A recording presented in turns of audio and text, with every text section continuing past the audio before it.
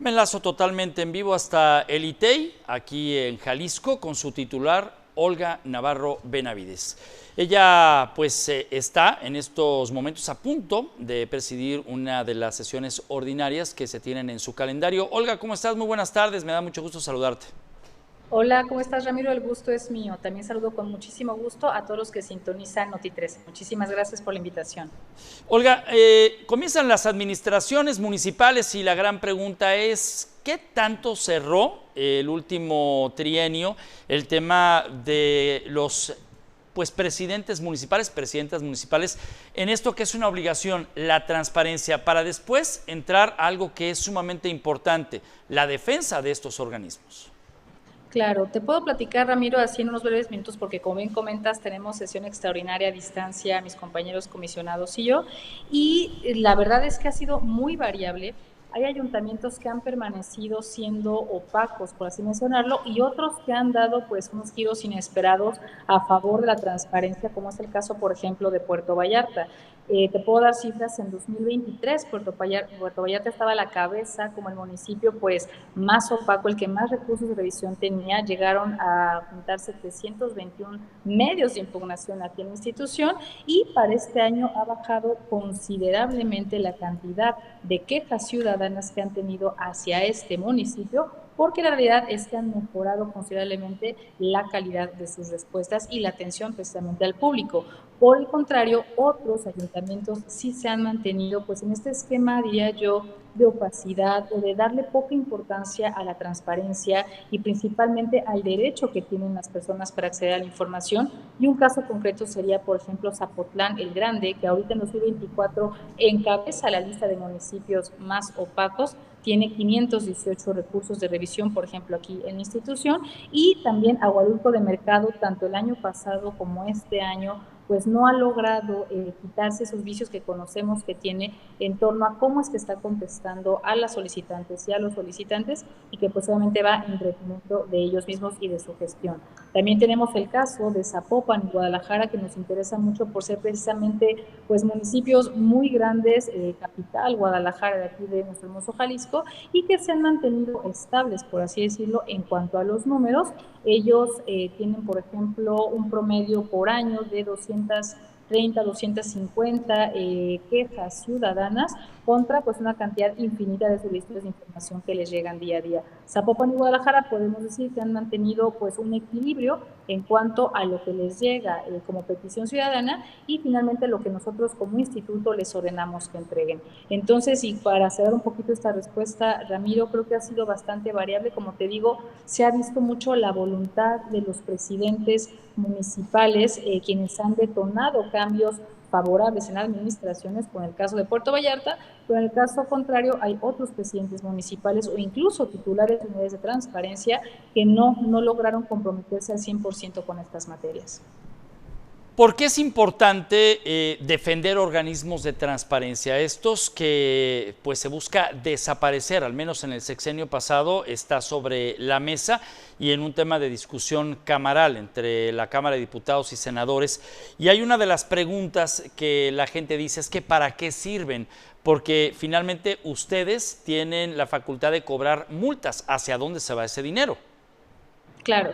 Bueno, primero contesto esta segunda pregunta. Nosotros la facultad de cobrar las multas no la tenemos como tal, más bien imponemos las multas para que Secretaría de Hacienda, cuando ya se convierte en un crédito fiscal esta multa, pueda ser recuperado. Entonces, el dinero para nada, y lo quiero dejar muy claro, entra a las arcas de la institución. Sería ilógico porque evidentemente generaría un conflicto de interés. Yo multaría cada vez más a más sujetos obligados para tener mayor ingreso. Entonces, por ese motivo es que el instituto no cobra las multas, las impone, y es Secretaría de Hacienda del Estado de Jalisco quien ya las tiene que cobrar cuando se convierten en créditos fiscales. Esto, digamos, para contestar la segunda parte. Y respecto a por qué es importante salvaguardar, cuidar a estas entidades distintas a los poderes tradicionales, la respuesta es muy simple: porque estamos defendiendo derechos humanos y porque precisamente en la historia de nuestra nación se ha visto que los esfuerzos que han hecho propiamente los tres poderes, el ejecutivo,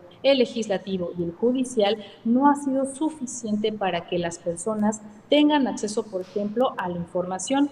Hay que recordar que hace 20 años era impensable pedir al ejecutivo la nómina, pedirle a un gobernador cuánto era su remuneración. Hoy en día esto es algo ya básico, algo que definitivamente nadie puede negar conocer, ninguna autoridad. Sin los organismos autónomos ya se pierde este contrapeso importante, este equilibrio de las estructuras democráticas. Hay que recordar que no solamente existen organismos autónomos en México, a nivel internacional y con base en cifras del Instituto de Investigaciones Jurídicas de la UNAM, existen alrededor de 280 organismos autónomos en 80 países.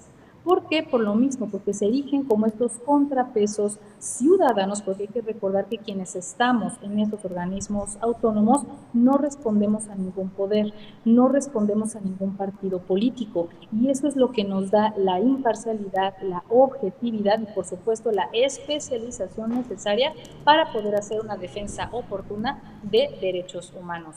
Por ejemplo, en el caso del INAI y del ITEI, lo que nosotros defendemos, Ramiro, es que las personas puedan exigirle a la autoridad obtener información que detona o que se genera con base en las administraciones de esa información. También en la premisa o bajo la premisa de saber que la información no es de quien la administra y genera, sino que los dueños de la información que tienen las entidades públicas son precisamente las y los ciudadanos que pagan impuestos y que con esos impuestos le pagan a las personas que administran, generan y tienen esa información.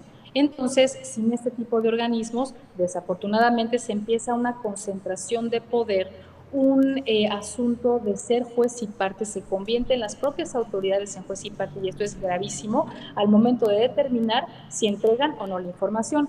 Por ejemplo, y con base en la reforma que tú estás platicando, si se aprueba como está, en los términos que está, y fue aprobado por la Comisión de Puntos Constitucionales y pasa al Pleno de los Diputados, después al Senado y finalmente pues ya se aprueba por las entidades federativas, ¿qué va a pasar?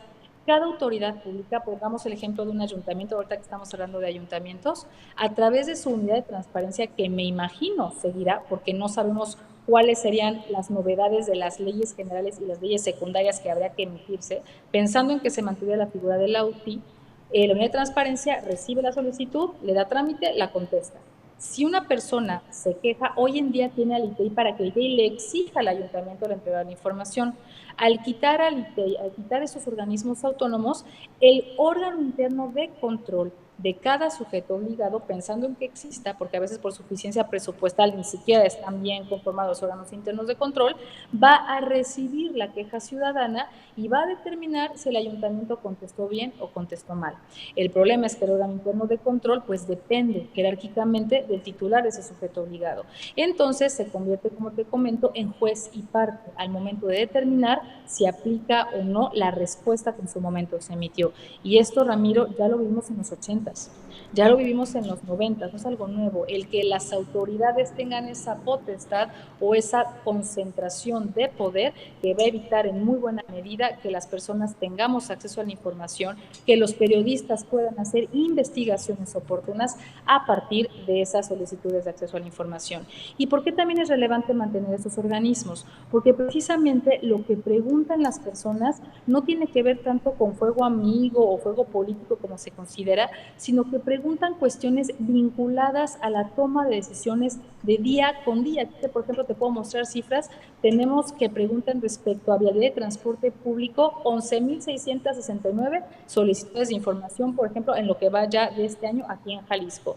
En cuanto a archivos propios de las instituciones, son 6.000 solicitudes. Información sobre currículum vitae, sobre trayectoria académica de los servidores públicos, 2.000 solicitudes. Compras públicas y contratos también van a la cabeza. Y ese tipo de información que la gente necesita para saber cómo es que se está llevando a cabo la administración. Y eventualmente, Ramiro, para ver si refrendan o no con el voto las personas el que continúe una autoridad en el cargo o un color con ese cargo en ese municipio. Es por eso la trascendencia de los organismos autónomos, que somos realmente defensores de la ciudadanía, somos ese intermediario entre la autoridad y las personas. Olga Navarro Benavides, titular del ITEI aquí en Jalisco, muchísimas gracias por la entrevista. Al contrario, gracias a ti y espero verte pronto. Gracias a todos, muy buenas tardes. Gracias, Olga. Buenas tardes. Hasta luego. Pausa y volvemos. Está usted en Noti 13 de la tarde.